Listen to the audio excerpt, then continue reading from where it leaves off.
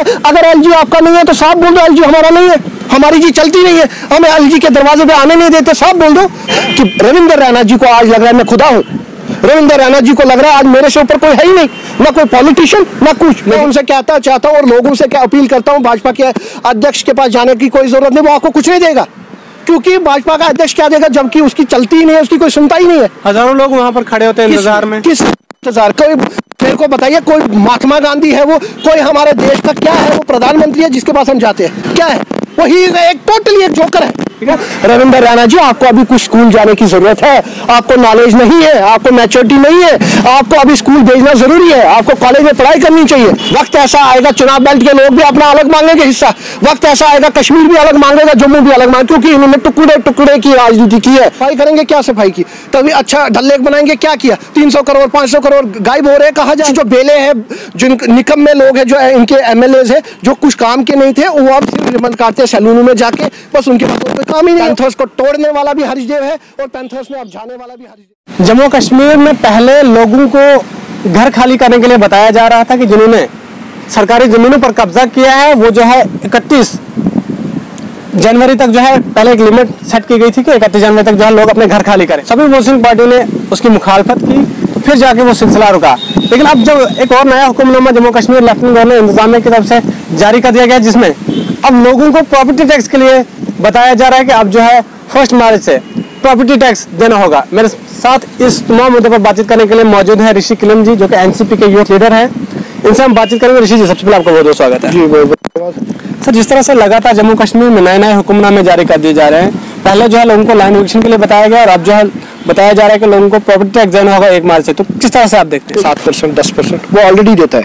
तो मुझे बताइए, हम जम्मू म्यूनिसिपल कॉर्पोरेशन को भी पैसा दे रहे हैं, आप मुझे बताइए, हम जीएसटी भी दे रहे हैं, हम टोल टैक्सेस भी दे रहे हैं, हम वाटर बिल दे रहे हैं, बिजली बिल दे रहे हैं, अब क्या देंगे मुझे बताइए? इससे ज़्यादा हम क्या देंगे? एक तरफ से आप बोलते हैं आवास योजना, प्रधानमंत्री आवास योजना, गरीब उसका फ़ायदा उठाइए, गरीब उसका बेनिफिट उठाइए। मुझे बताइए क्या बेनिफिट उठाएंगे?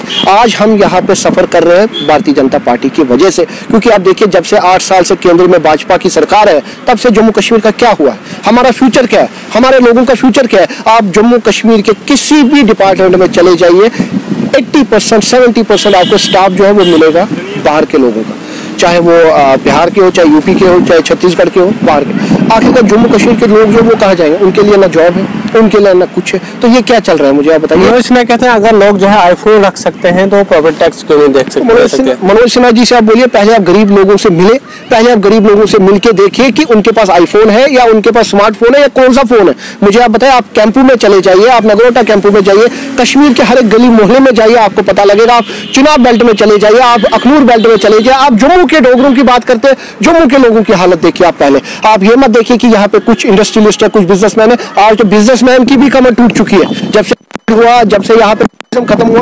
आप जम्मू कश्मीर की हालत देखिए। अब मनोज सिन्हा जी तो फरमान निकालते, कभी राजभवन से वो बाहर निकले? मुझे बताइए, राजभवन से वो इनाग्रेशन के सिवा कभी बाहर निकले? किसी गरीब के घर में चाय का कप भी पिया है? किसी गरीब के घर में रोटी खाई है?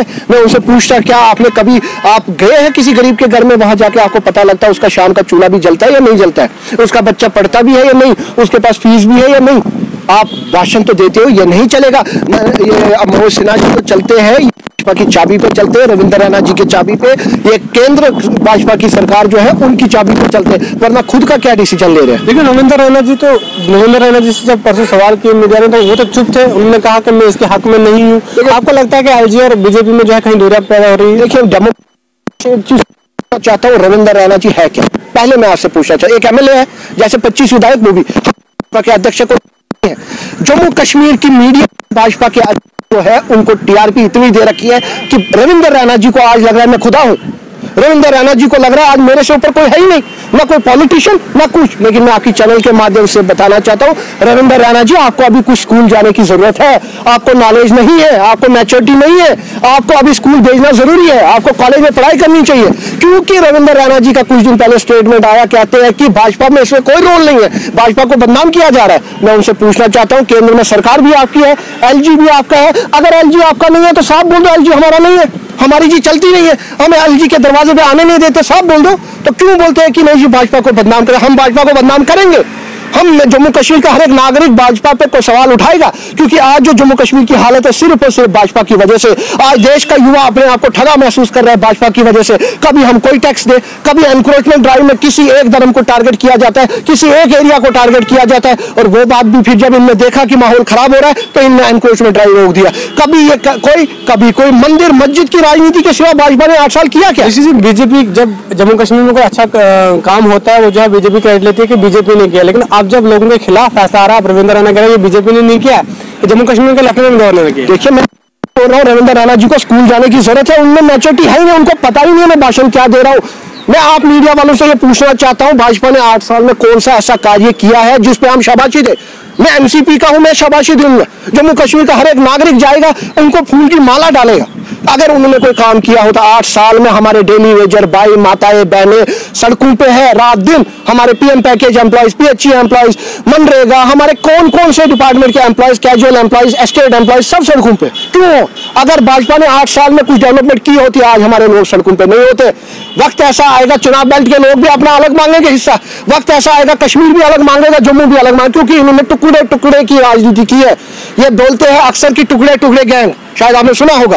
लेकिन मैं इनसे पूछना चाहता हूं, आपने जम्मू कश्मीर के टुकड़े किए हैं, आपने जम्मू कश्मीर को धर्म में बांटा है, आपने जम्मू कश्मीर को हिंदू मुस्लिम में बांटा है। एक वक्त ऐसा था जब एक थाली में सारे खाते थे, और आज ऐसा है कि दूसरे की शक्ल देखने के लिए भी राजी नहीं है। क्यों? क्योंकि भाजपा ने ऐसी राजनीति की, भाजपा ने ऐसे खटास दिलों में पैदा की है। गुज्जर, बकरवाल, पहाड़ी, ये इन्होंने कर दिया। और क्या किया रविंद्र रैना ने, मुझे बताइए। उन्होंने टारगेट किया है भाजपा ने जो 25 विधायक थे, पहले उनकी फाइलें खोले, उनसे भी हिसाब ले। आपने क्या किया है?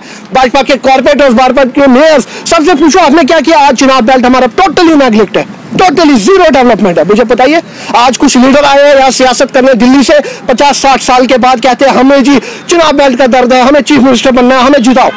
कुछ तो करने एक स्टेटमेंट दे रहा है पूर्व सीएम, कहता है कि मेरे को सीएम बनाओ तो मैं आपको जी यहाँ पे रोशनी एक्ट वापस लाऊंगा। मुझे बताइए, युवाओं को क्यों गुमराह कर रहे हैं, लोगों को क्यों गुमराह कर रहे हैं? कभी बोलते 370 वापस लाएंगे, कभी बोलते कुछ वापस आएंगे, आखिरकार क्या जम्मू कश्मीर में जब लोगों के घर तोड़े जाते हैं तो उसके बाद जो है रविंद्र रैना पहुंच जाते हैं उनके साथ हमदर्दी जताने, लेकिन पहले जब ऑर्डर निकाला जाता तब नहीं पहुंचते। तो आखिर ये सब क्या चला है? क्या आपको लगता है दुगला फरमान है? एक ही पॉलिसी है, ये सियासत आप समझो। भाजपा क्या करती है, सपोज कोई फरमान लाती है, उसके बाद जैसे महाराजा हरि सिंह का इशू था, क्रेडिट लिया भाजपा ने कि हमने कराया राजपूत सभा ने। वैसे ही जैसे एनक्रोचमेंट ड्राइव था, बाद में सिंपैथी पाने के लिए बटन जी के लोगों को, सुजमा के लोगों को, कश्मीर के लोगों को ये गुमराह किया कि हमने रुकवाया, हमने किया, करवाते दंगे फसाद हैं, हिंदू मुस्लिम खुद करवा, बाद में बोलते हैं हम नहीं। मैं उनसे कहता चाहता हूं और लोगों से क्या अपील करता हूं, भाजपा के अध्यक्ष के पास जाने की कोई जरूरत नहीं, वो आपको कुछ नहीं देगा।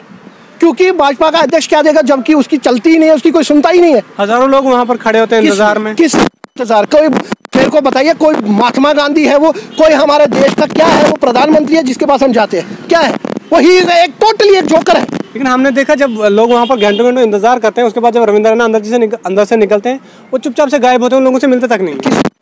किस मुंह से? क्या है? कौन सी तवी की सफाई करेंगे? क्या सफाई की? तभी अच्छा डल लेक बनाएंगे, क्या किया? 300 करोड़ 500 करोड़ गायब हो रहे हैं, कहाँ जा रहे हैं? पुल बनाएंगे, सड़कें बनाएंगे, जो कांग्रेस के टाइम पे बना था, जो कांग्रेस के टाइम पे डेवलपमेंट हुई थी, वही डेवलपमेंट चल रही है। उसी को रिबन काट रहे हैं, उसी को रिबन काट रहे हैं। और कर क्या रहे? कुछ जो बेले हैं, जिन निकम्मे लोग हैं, जो इनके एमएलएज हैं, जो कुछ काम के नहीं थे, वो अब सिर्फ रिबन काटते हैं सैलूनों में जाके, बस उनके पास कोई काम ही नहीं है। और कोई काम उनको लेते हैं दिन भर, कभी ड्रग लेबोरेटरी, कभी फलानी, कभी कहीं, कभी किसी दुकान में रिबन काट। डेवलपमेंट की बात कौन कर रहा है मुझे बताओ? हरीशदेव सिंह ने कुछ दिन पहले आम आदमी पार्टी छोड़ी, उन्होंने दोबारा जो है पैंथर्स पार्टी में शामिल होने का जो है फैसला किया, वापस चले गए वो जहाँ पर जिस पार्टी में पहले थे। लेकिन इससे पहले कि पैंथर्स पार्टी के दफ्तर पर कहीं नजर नहीं थी, लेकिन अब जो है पैंथर्स पार्टी का दफ्तर भी खाली करवा दिया। पहले मैं बताना चाहता हूँ, ठीक है ये गलत किया भाजपा ने, डिपार्टमेंट ने, एलजी सरकार ने, कि पैंथर्स पार्टी के दफ्तर पे ताला लगाया, ये गलत है क्योंकि डेमोक्रेसी का मर्डर है। लेकिन मैं हरीशदेव जी की बात ये करना चाहता हूँ, इसे पॉलिटिक्स नहीं कहते। आज आप एक के साथ है, कल आप एक के साथ है, परसों आप लोगों को ठग रहे हो, जो आपके वोटर्स है, जो आपके सपोर्टर्स है, उनको ठग रहे हो। कल तक आम आदमी पार्टी का ढोल को कर रहे थे, बढ़ावा की केजरीवाल वो है केजरीवाल, आज आप बोल रहे हो नहीं जी केजरीवाल ऐसा नहीं है, आम आदमी पार्टी वैसी नहीं है। मैं पैंथर्स में वापस जाऊंगा, पैंथर्स को तोड़ने वाला भी हरीशदेव है और पैंथर्स में अब जाने वाला भी हरीशदेव है। मुझे एक चीज़ बताइए, जब भीम सिंह जी इतने बीमार थे, जब भीम सिंह की तबीयत खराब थी, तब यही हरीशदेव था जिसने पार्टी छोड़ी, जब जिसने प्रदर्शन किया, यही हरीशदेव था। वो अपने गिरेबान में एक बार ये सारे लीडर्स जितने हैं झांक के देखें। चलिए, बहुत बहुत शुक्रिया। ऋषि किलिम थे हमारे साथ, एनसीपी के यूथ लीडर है। इन्होंने कहा कि जम्मू कश्मीर में भारतीय जनता पार्टी ने पिछले 8 सालों में कुछ किया होता तो लोगों को दिखाते। रविंदर रैना के पास जाने की ज़रूरत नहीं है, वो आप लोगों को कुछ नहीं दे सकते क्योंकि उसकी खुद की भी कहीं सुनवाई नहीं है। अब आपकी क्या राय है कमेंट बॉक्स में ज़रूर बताइए। ऐसी मज़ीद अपडेट के लिए आप बने रहे हमारे साथ। मुझे दीजिए।